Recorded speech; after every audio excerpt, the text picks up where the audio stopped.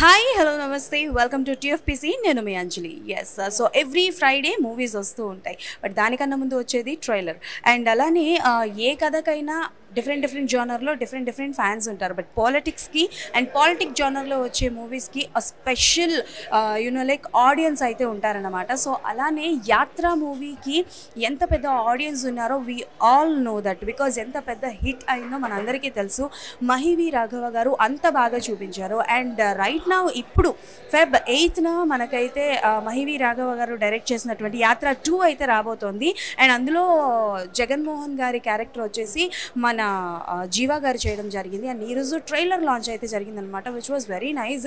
and నిజానికి కొంచెం దగ్గరగా ఉన్నట్టయితే అనిపించింది అండ్ చాలా ఎమోషనల్ కంటెంట్స్ కూడా కొంచెం వరకు యాడ్ చేశారు సో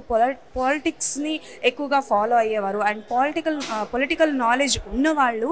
బాగా అంటే లైక్ పాయింట్అవుట్స్ చేస్తూ ఉంటారు there are so many controversy points are there ట్రైలర్లో అయితే ఉన్నాయి బట్ యాజ్ జగన్మోహన్ రెడ్డి గారి క్యారెక్టర్లో జీవా గారు అయితే చాలా బాగా చేశారు ఆయన ఎంతో హోంవర్క్ చేశారు ఏంటి అన్నది ట్రైలర్లోనే మనకి బాగా అర్థమవుతుంది అండ్ భారతి గారి క్యారెక్టర్ చేసినటువంటి కేతకి గారు కూడా తన వరకు ఇచ్చిన క్యారెక్టర్కి అయితే న్యాయం చేశారు and as it is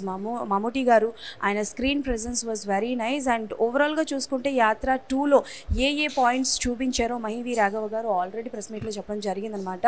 and Feb 8th ఎలా ఉండబోతోంది ఏంటి అండ్ ఆఫ్టర్ ఒక సినిమా ఒక కథలో ఒకరిని చూసిన తర్వాత మూవీ రిలీజ్ అయిన తర్వాత ఆ పర్సన్ మీద ఉన్న ఒపీనియన్ మారిపోతూ ఉంటుంది ఎ సెక్టర్ ఆఫ్ పర్సన్స్కి మరి ఈ యాత్ర 2 రిలీజ్ అయిన తర్వాత జగన్మోహన్ గారి మీద ఎలాంటి ఒపీనియన్ క్రియేట్ అవుతుంది ఆరు ఉన్న ఒపీనియన్ చేంజ్ అవుతుందా లేదా అన్నదైతే